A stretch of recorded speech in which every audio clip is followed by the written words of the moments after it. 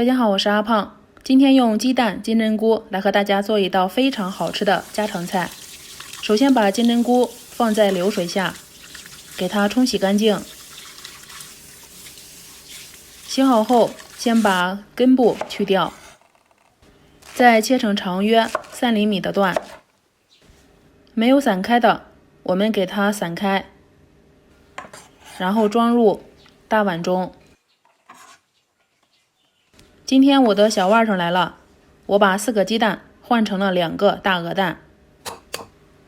我们先把鹅蛋打入到碗中，这个时候可以向鹅蛋里加一点食用盐，给它打个底味，然后把它打发放一边。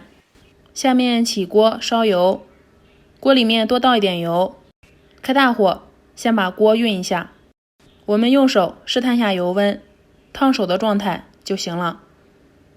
放入切好的金针菇，全程开大火，把金针菇先炒均匀，再根据个人盐味大小加入食用盐调味，再次翻炒均匀。倒入鹅蛋，后先不要动，让它先定型，定型后再用铲子慢慢的推动，这样炒出来的金针菇就是大块大块的。还有少许蛋液未凝固时关火，利用余温把蛋液烘熟，炒好给它盛出来，然后加点葱花点缀一下就行了。